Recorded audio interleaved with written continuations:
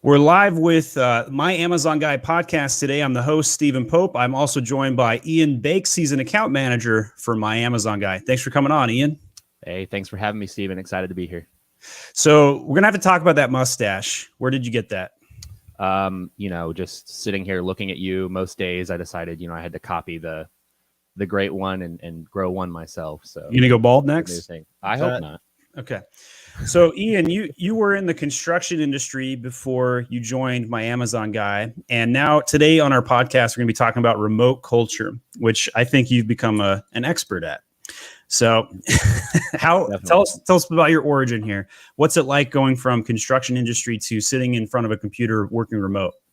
So, yeah, starting out before MAG, I was working construction and I was basically managing people in the field. So I would go on sites and I'd have contractors that I'd be working with. I'd be managing sites, things like that. A lot of project management skills involved, but obviously I was on site. I was leaving my house every day to go to these sites. And then coming to MAG, it was a huge shift for me because I all of a sudden was working from home. I wasn't commuting anymore. I was entering an atmosphere that was completely different in every way. So the adjustment was a big change for me, especially just from a mindset perspective, because I was shifting from, being in person and doing all that to sitting at home with my dogs and having that level of freedom and comfort. So for me, it was a huge shift and a huge jump. What was the first thing that changed in your life when you started working remote? I would say the biggest thing for me was time, because I went from sitting in the car for 2 hours a day to all of a sudden, my commute was walking into the other room, and that was trip over a cat on the way, maybe. Yeah, that was traffic jams on the floor right there. You forgot to clean up that laundry. So it was, that was a big shift for me, was just seeing the amount of time that I gained. All of a sudden I had so much more daylight to mess with. And that was huge for me. And that's been probably one of the more rewarding parts of this job change, is having that extra time. So you work an extra 2 hours a day at MAG, right?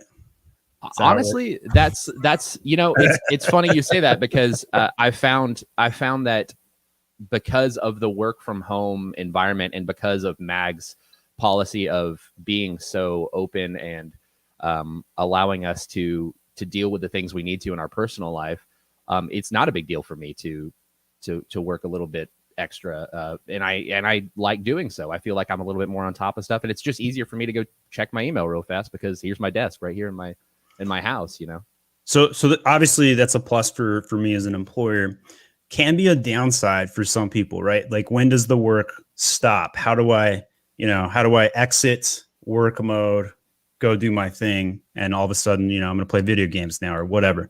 So what advice would you give to people, both as an employer as well as an employee, to have not the blurring of lines, I guess? I think that's something that everyone's dealing with work from home right now. I don't think that's just a MAG thing for sure. I think that's everybody at home. So for me, what I've found is it legitimately comes a time where I'm saying to myself, okay, you've worked today. You're going to have to put your Slack chat on mute. You're going to have to sign out of everything. Having things on your phone, emails along with Slack and things like that can be daunting, and it can be a little bit too easy to just say, hey, I'm going to really quick just check my email. I'm going to really quick check Slack, things like that. But just having that same notion of understanding that, hey, this is a job, this is a 9-to-5 job, and when work stops, you have to be able to kind of sign out of everything, and the same way that you would if you were commuting from home. It's just the difference is that when you were working in an office, right, you left and you couldn't access your stuff, or if you could, you didn't have the same level of access that you have working remotely.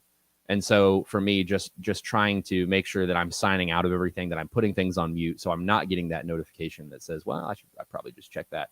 But with that being said, I think the caveat is that for a lot of people, the work from home environment does lead itself to positives for the employer and positives for the employee, because it might not be as big of a deal to just check that email. So it works both ways, right? Like, there's the side that you can say, hey, I'm going to step away from everything and I'm going to completely sign out. But at the same time, if you have a little bit of free time and you want to get ahead on something and make your life a little easier for maybe the next day, you have that option too. And I think as long as the employer doesn't force that, as long as the employer says, hey, and that's what I like about MAG, because you have always been, hey, you're done for the day, but I'm not going to penalize you at all. What employer would say, I'm going to penalize you for working a little bit extra? So, you get ahead for the next day and you're in a good spot. So I think it does work both ways. And it almost comes down to that just personal responsibility of being able to make that decision. So how do you find camaraderie inside of the organization, right? So like at a physical agency, we could throw up a snack wall. We could have, I don't drink beer, but we could have Friday beer afternoons on the way out. So like what can, has MAG been successful at this at all, or could other agencies do something to build rapport with its employees?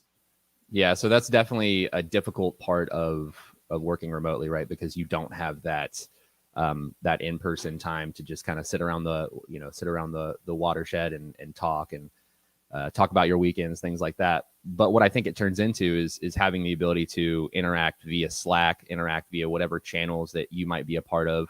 I think making sure that you have some time. I know we do like a game night at MAG, which is a big thing for us, and we've all kind of really enjoyed that and gotten a lot of good laughs out of that. By the way, if anybody watching this is thinking about working at my Amazon guy, I give a $50 gift certificate out to anybody that just simply shows up at game night.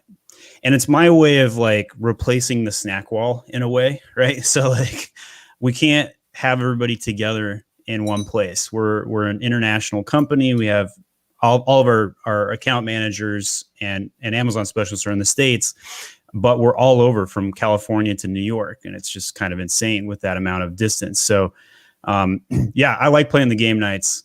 It's kind of fun. Well, and I'll say too, going along with just in the mornings, there are a number of people that I send that back and forth. Good morning. How was your, how was your evening last night? What'd you do? How was, anything going on?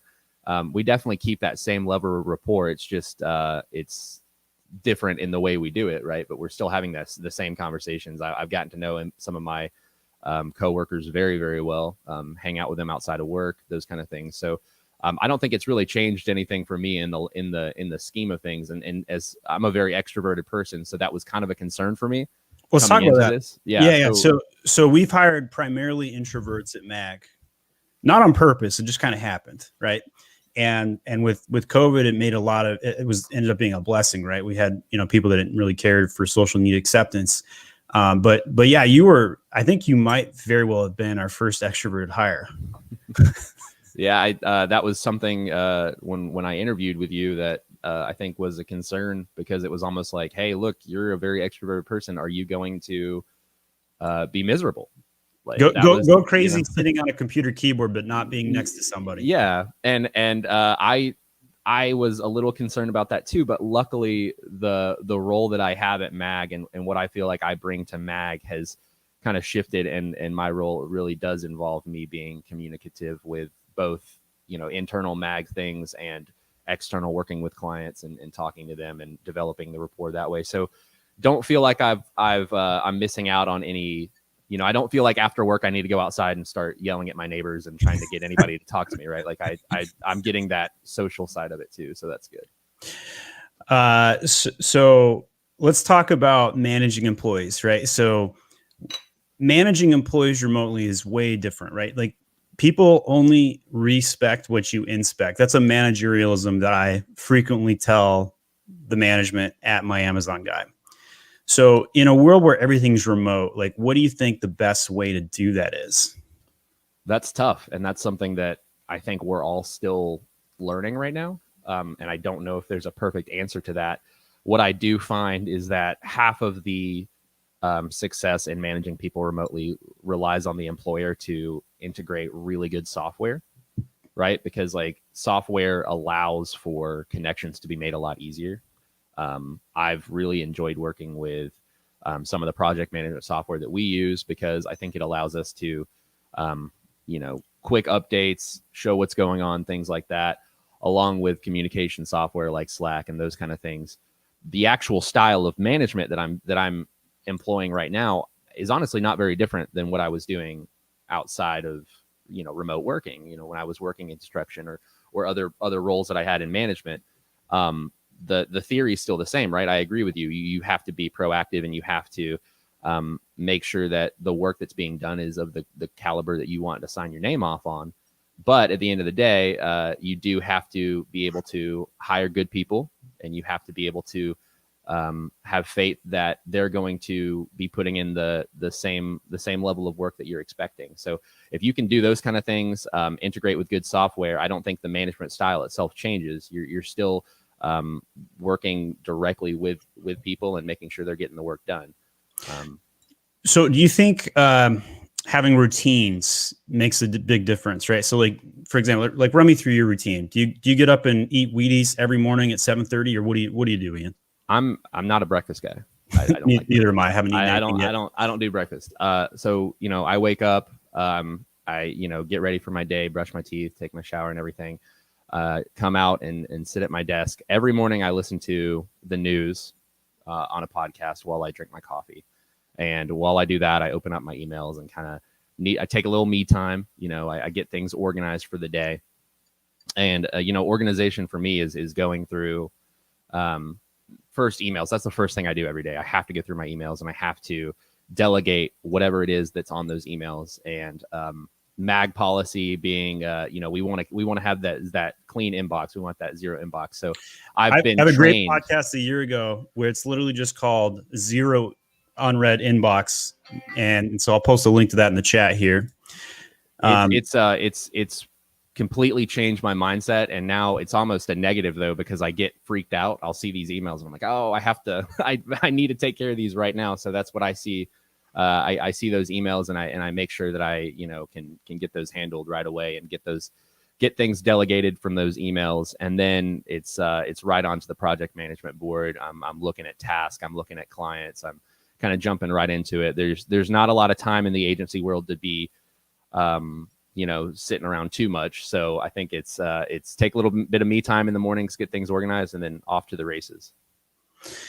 So have you asked your direct reports like what their routines are? Does that come up in conversation? I have. I've one thing that I think is really important is to develop, especially speaking when you're working remotely, is develop that relationship with anybody you're working with, whether it be direct reports or even your superiors, whoever it is.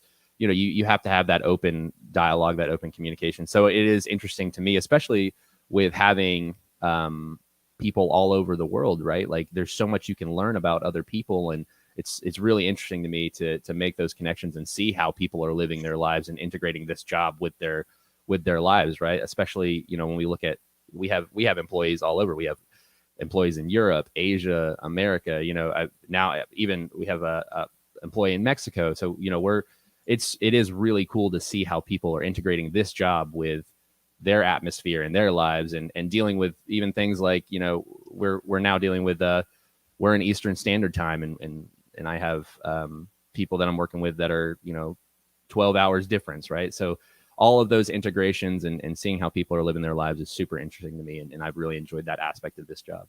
We'll talk about culture in a minute, but first let's talk mannerisms. So Ian, if I were to hit you with a giant request first thing in the morning, I would just jump right in. I'd be like, Ian, I need XYZ. Sometimes you will respond, good morning, Steven. Talk to me about this. Well, you are a busy guy, right? You have a lot going on. It's true. You're a busy guy. You have a lot going on, and your mindset is, we need to take care of this. And I get that. Right. And a lot of times I just like messing with you, but I also just enjoy, it's I think sometimes when you have somebody like yourself who is results driven, needs to get stuff done right now, that's a great thing. But sometimes you also need that, interpersonal, like, hey, you're talking to me before I drank my coffee. Like, what's going on? Yeah. Like I just signed on, Steven, like, give me a second, so, but I think that's just a style thing. And, again, that kind of goes back to some of the things I really like about MAG, because I like that I can, joke with my boss. That's funny to me. That's a cool thing. That's not what many people can say they can do. So if anyone out there is like, I might want to work at Mag. Just know that we have an atmosphere that's definitely, fun, and we have a good time. We joke around, and we get down to work, but we're not sitting here miserable, and that's the best part. We're a corporate company with a laid back culture, and Ian and I have talked about this many times. He says if I ever became corporate, he would leave. I've dealt with the red tape before, and I don't want the red tape anymore. I don't like red tape. I think red tape is old school, and I think the new way of doing business is having happy employees, because it turns out if you hire good people and they're happy, they will put in lots of work for you. So happy cows make good milk. Mm-hmm. So yes.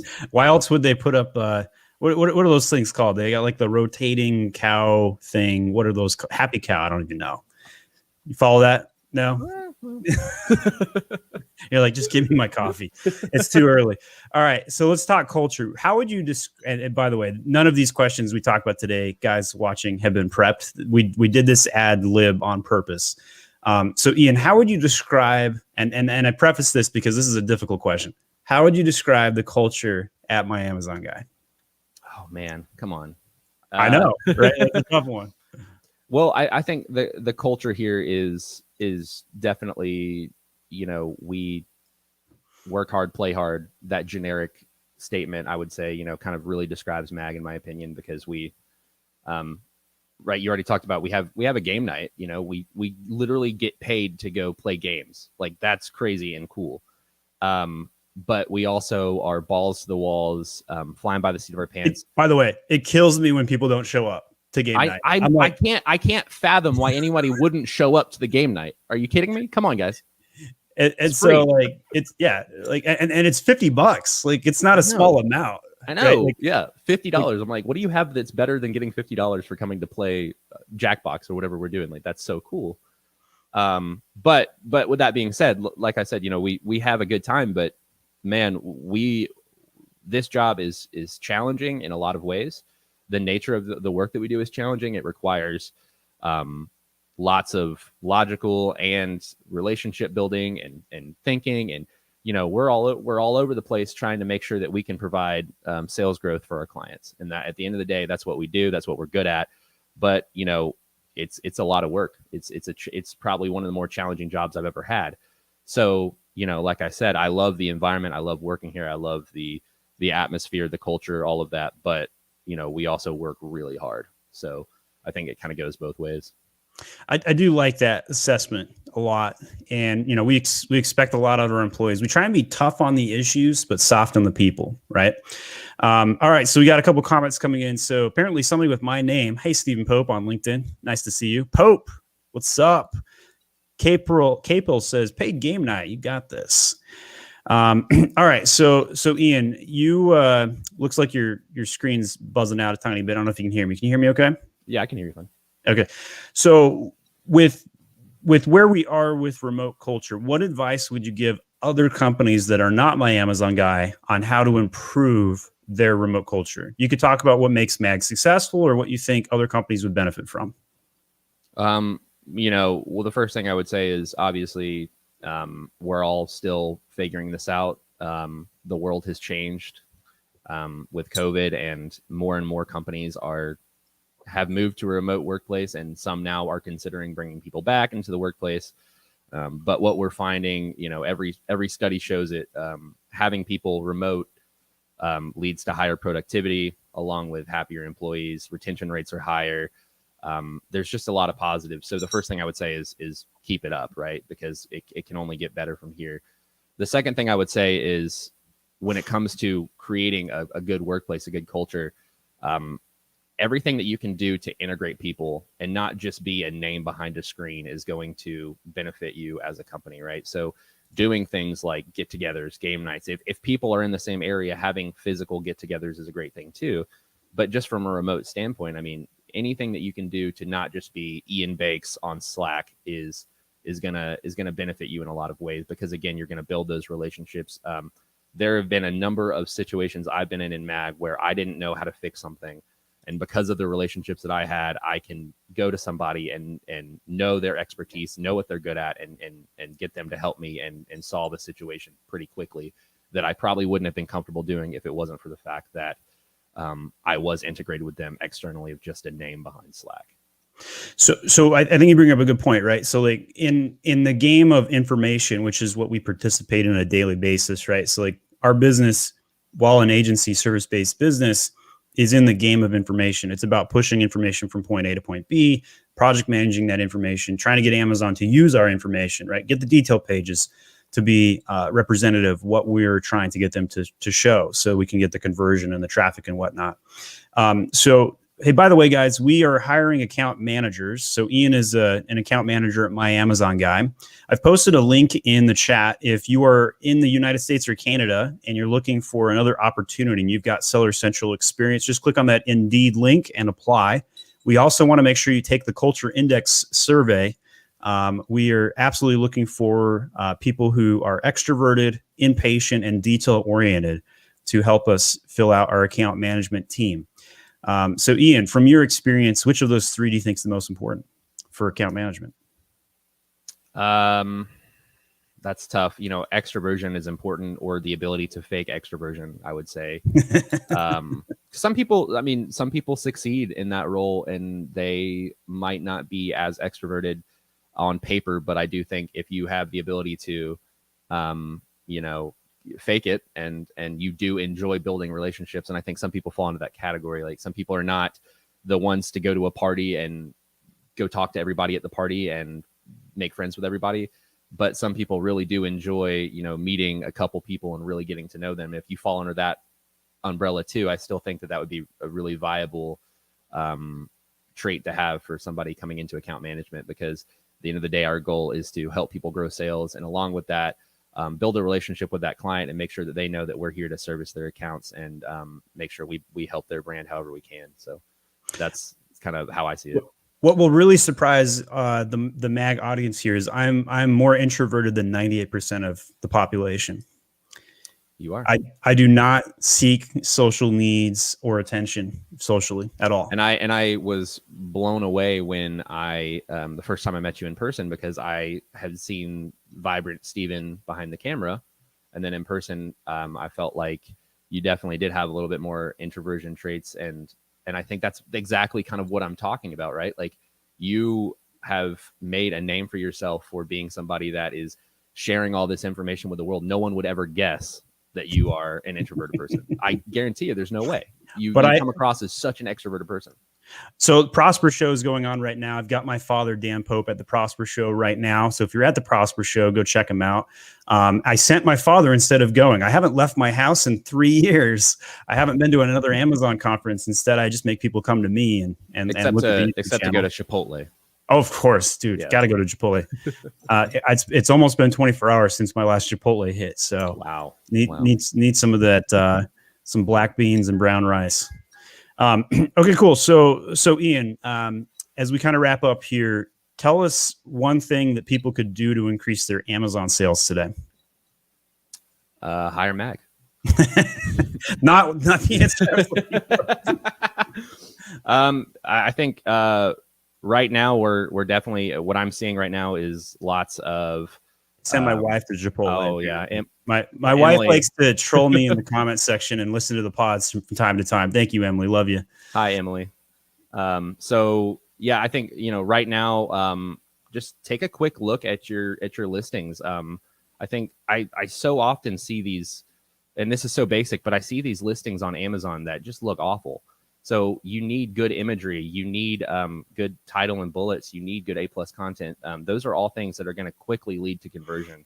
At the end of the day, you're not in a brick and mortar store, you're on Amazon, but the same way that people are window shopping, they're window shopping on Amazon, and you got to make those listings look good, people.